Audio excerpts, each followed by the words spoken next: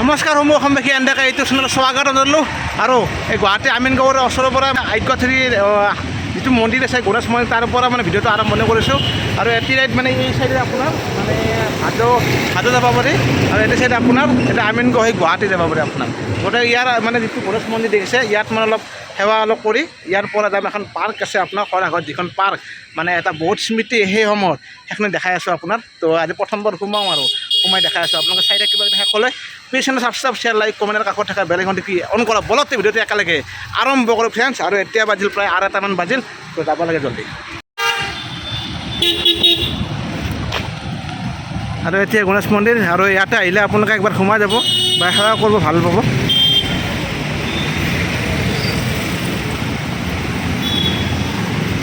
আৰু এইবাৰ গণেশ মন্দিৰ গণেশে নাপাব আৰু মানে যিমান বাধা বিঘিনি হয় চব মানে গণেশে নাক কৰে সেতি আৰু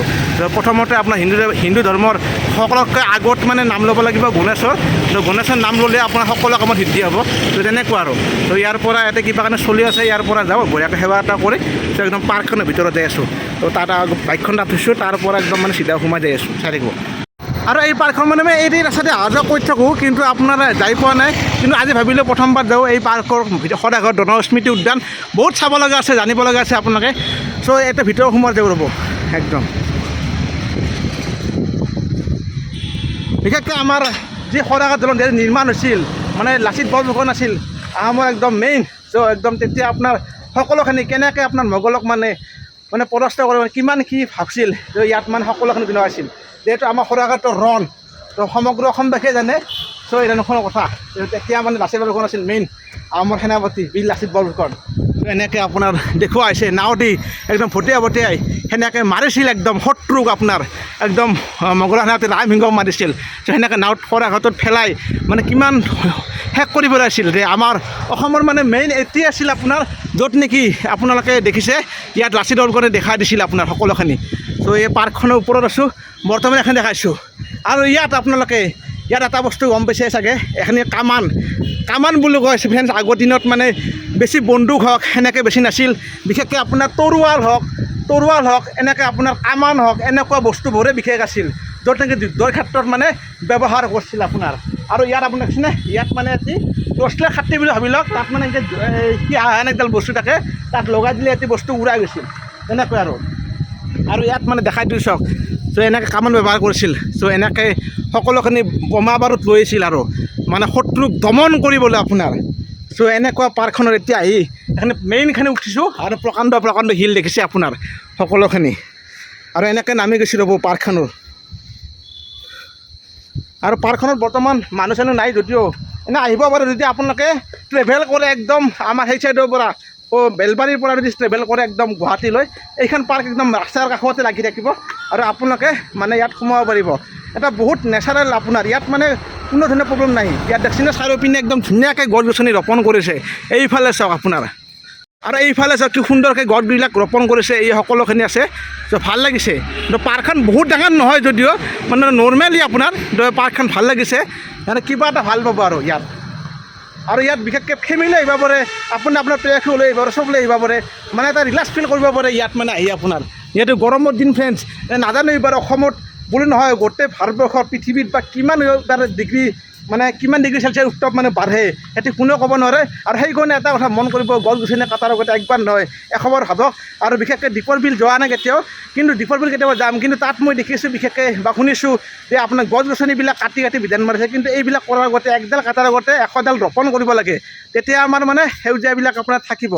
মানে গছ থাকিলে মানুহ থাকিব এতিয়া কথা মেইন কিন্তু আপোনাৰ চ' এইখিনিত এনেকৈ ওপৰমাকে আপোনালোকে উঠিব পাৰে ইয়াতো এইফালে চাওক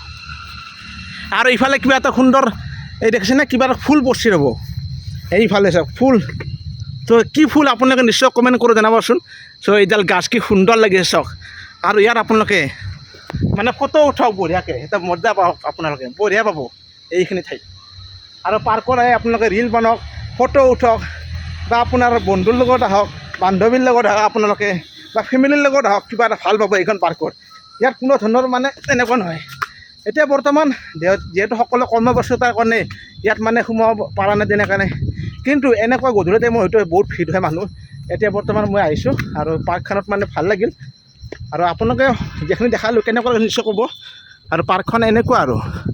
আৰু ইয়াৰ ইভাগে এই বেং চাটা ভেকুলী চাটা নিচিনা এনেকৈ বনাইছে ইয়াত মানে আপোনাক খেলিব পাব সকলোখিনি আছে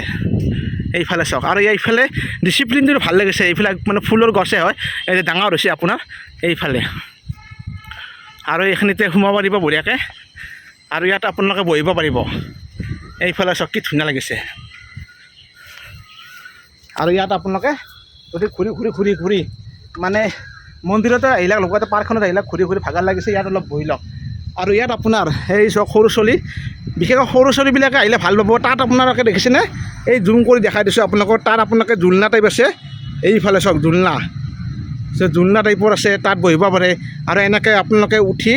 তাৰমানে এনেকৈ উঠলাক এনেকৈ নামি যাব পাৰে আৰু ইয়াত আপোনালোকে ঘূৰিব পাৰে তাত আপোনালোকে দাগা পালাৰ নিচিনা আপোনাৰ এটা ওজন দিব পাৰে এটা মানে পাতল কৰি দিব পাৰে তেনেকুৱা আৰু ইয়াত বিশেষকৈ ডাষ্টবিনত ব্যৱহাৰ কৰিছে আৰু আপোনালোকৰ যদি লেতেৰা নকৰিব কিছুমান বস্তু এনেকৈ ধুনীয়াকৈ চাফ চিকুণতা কৰিব তেনেকুৱা পাৰ্কখন দেখাব লাগে এইখিনিয়ে আৰু চ' ভাল লাগিছে আৰু ইয়াত আপোনাৰ মানে কিছু আপোনালোকক দেখাইছোঁ আৰু তো এই আৰু পাৰ্কখনৰ এই পাৰ্কখন এই আৰু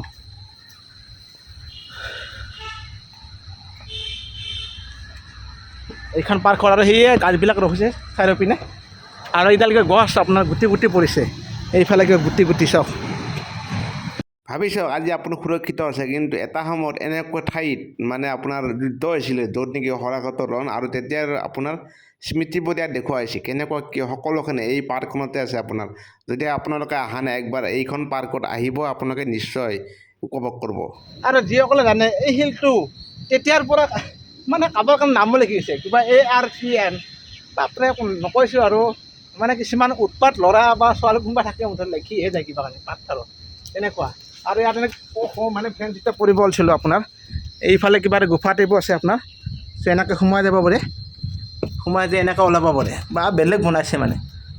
এইফালে চব বা আল্টিমেট এতিয়া মানে মই ফ্ৰেণ্ডছ শিলকেইটা তলত আছোঁ আপোনাৰ দেখিছেনে বাপৰে বা ওলাই আহিলোঁ বেলেগ ভাল লাগিছে আপোনালোকে এই খেলিব পাৰে আৰু এই শিলকেইটা আপোনাৰ সেই সময়ৰ চাগে যেতিয়া পাৰ্কখন মানে বনাইছে সেই সময়ৰে শিল এনেকৈ ধুনীয়াকৈ থৈছে ভাল লাগছে কিবা এটা এইফালে আৰু আপোনালোকে আহিব এই পাৰ্কখনত আৰু কাষেদি দেখিছেনে এইফালে ব্ৰহ্মপুত্ৰ নদীটো আৰু এটা দ্বীপ আছে চাওকচোন ব্ৰহ্মপুত্ৰৰ মাজত কি নদী দ্বীপ থাকিব পাৰে আপোনালোকে কওকচোন নিশ্চয় আপোনালোকে জনাব তো আৰু এইফালে এটা এই যিটো দেখিছেনে এই চুইচ গেট এটা আছে চুইচ গেট এই চুইচ গেটটোত মানে এৰি দিলে মানে একদম সেই হয় আপোনাৰ ডাইৰেক্ট পানী মানে বানপানী গুচি যাব একফালে আৰু একফালে বন্ধ হ'ব এই সেইটো দেখিছোঁ চুইচ গেটটো তো অলপ কাষেদি গ'লে পায় আৰু ৰাস্তাটো